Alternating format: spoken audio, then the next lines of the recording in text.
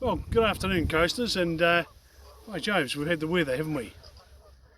Now, on the 3rd of March, I published my journey to date with the 3 water reforms being proposed by government.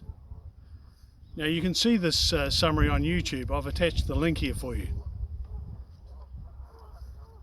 Now, with the 2021 local government conference behind us, a conference where we listened to the Prime Minister and Minister Mahuta and had discussions with a number of mayors and chief executives in relation to 3 waters, I thought it was time for a bit of an update. At the local government conference, a $2.5 billion incentive was offered by the Prime Minister to encourage councils to opt into the government 3 water proposals. Some called it a bribe. I prefer the word incentive. My Westland District Council was to receive $11 million, which we were advised could be used for any project that would assist the district. So not refined to 3 waters. Its stated objective was to ensure that councils were no worse off after their 3 waters functions and assets were removed. Nothing was mentioned about strings attached by the Prime Minister in her speech. So the detail, as you know, the devil's in the detail, so we had to investigate. On the second day of the conference, we were informed that the money would become available in July of 2024. Interesting date. It could be spent on projects which had to be consulted and approved by iwi and was not confined to 3 waters. It was subject to councils joining the government master plan for 3 water reform, and this includes the transfer of council's 3 water assets into one of 4 companies to be established, and those companies will control the allocation of water, the assets transferred by councils, and the funding of current and future water supplies. So they will hold complete power over where development takes place. It's clarified that Maori would be granted membership and voting rights of 50% of the governance groups that controlled the 3 water activities and the future strategic direction of each of these 4 entities. The voting would be 50% Maori and 50% council, who had transferred 100% of the assets to the operating companies. The government proposal gives Maori, who make up at June 2020 10.4% of the West Coast population and 16.7% of the New Zealand population. That's according to Statistics New Zealand. So Maori in commercial terms gets the right of veto in perpetuity from government in this proposal. This is an unorthodox proposal where 100% of the population have paid for the existing assets and will be paying 100% of all future water costs. Amongst the conversations I was part of, it was observed how undemocratic this proposal was. It was noted that the proposal could create a real backlash in our communities. An unintended consequence for sure. It really does tie in with HE PUAPUA, the plan that's been put out, more than anything else, which is quite interesting. The proposed governance structure sits over the operating companies, and they have no operating or ownership structure. as defined in the Companies Act. There's no shareholding, and there appears to be what is an ad hoc distribution of voting rights. There's no logic to it. The mayors were informed by Minister Mahuta that councils will have until the end of September 2021 to advise government if they are in or out of the proposed Three Waters reform structure. Mayors at the same time were also advised that information which has not been received at present would be supplied by government via DIA and sent to councils for consideration during August and September. Now, councils are required by the Local Government Act to consult with ratepayers when strategic asset purchases or disposals are being considered. It's one of the most important things we have to do.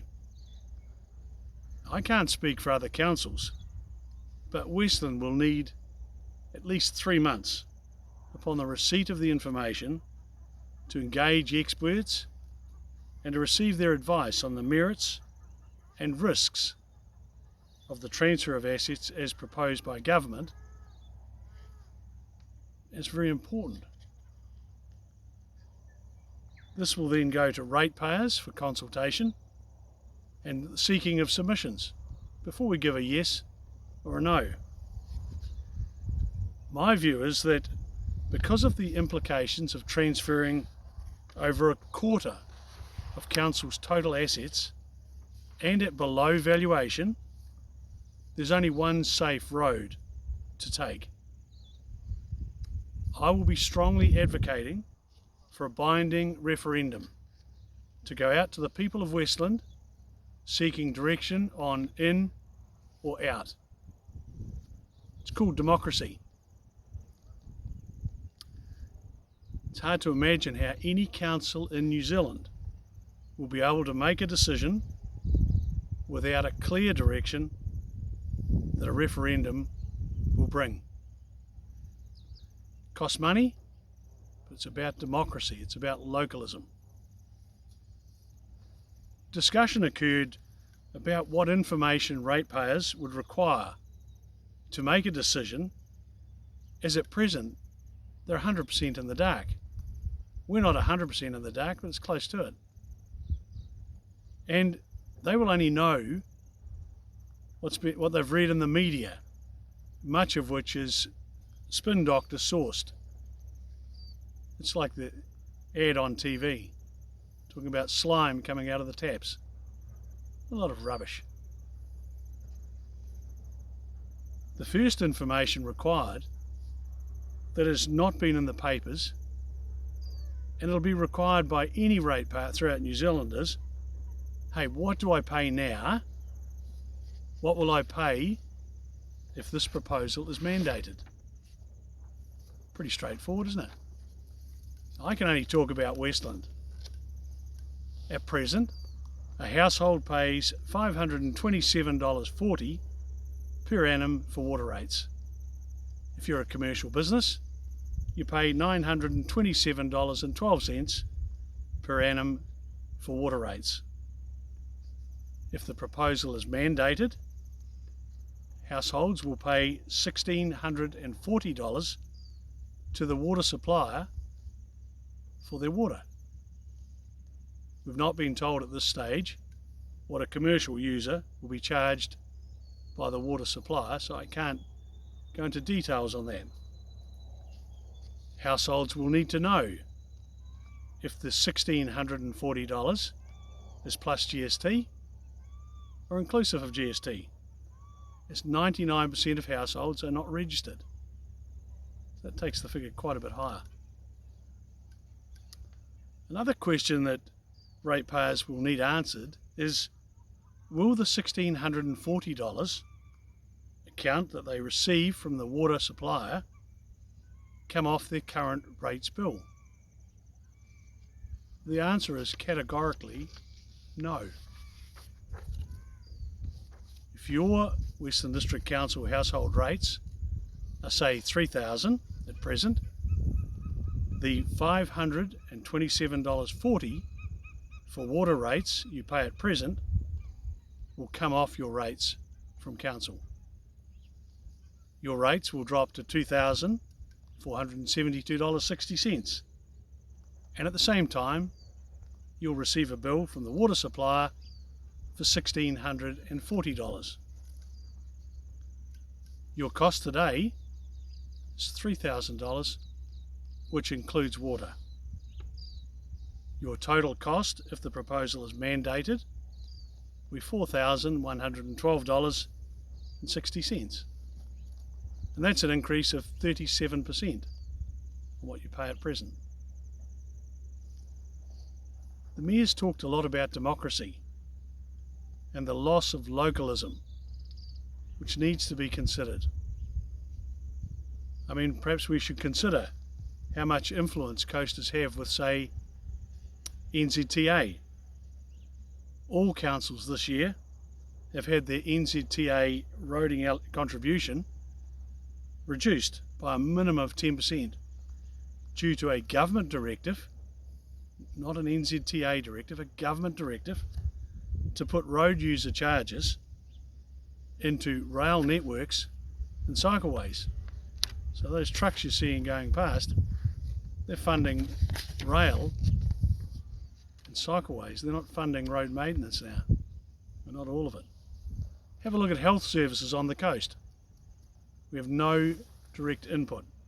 It's government controlled. Taipatini Polytech now has no local input. It's government controlled. Education is 100% completely controlled from Wellington. It's government controlled. The coast has a serious shortage of social housing, and there's no sign of it being rectified. It's government controlled. Now the proposal is to take all three water assets from the people of Westland and to have them transferred into one of 4 water supply companies. There will be no tangible compensation. Households will pay more for water and with no control of future costs. The government keeps repeating its PR team's key message. We have proven the case for change. You hear it time after time. It's just a key message. It comes out of the mouths of a PR person. The government keeps referring to the one event where a failure has occurred in Hastings, which has never occurred before or after in New Zealand. And it is nowhere near a justification for change. There is discussion going on around New Zealand about the removal of control and assets for three waters from councils. Assets which generations of coasters have paid for in hard-earned cash. What's proposed seems to fly in the face of our New Zealand democracy and way of life. In conclusion, I'll try and summarise, as of today, my journey to date with Three Waters. The case for change has not been proven. The water quality bar has been set at a level unaffordable to New Zealanders, and this is evidenced by the increased cost that will be invoiced by the regulator and supplier to every New Zealand household, and that includes you. One size does not fit all. The loss of local control and influence feels like a step too far. Confiscation of assets paid for and built up over generations with no compensation will struggle to gain public support. Some say the proposal to give a right of veto to Maori, who make up 16.7% of the population, is undemocratic, and it'll find little support, and it'll take us backwards, not forwards. The borrowing of up to $160 billion by the new proposed entities will be using the assets transferred from our councils and paid for by generations of New Zealanders as security. And I have to tell you, this feels reckless to me. If it's aimed at increasing borrowing in New Zealand away from government's balance sheet, it's going to struggle to find support. The timeframes being urgently pursued by government suggests to me this is not about Three Waters. It's not about Three Waters. If it was, why would there be the urgency? Now, what other councils do around New Zealand is up to them. However, a public referendum in every district will allow our residents and ratepayers, who have, along with their families over generations, paid for these Three Water assets, and on that basis, the decision to opt in or opt out must come directly from them. It's too big a call for elected councillors. I'm Bruce Smith, I'm Westland District Mayor, and I'll catch you later.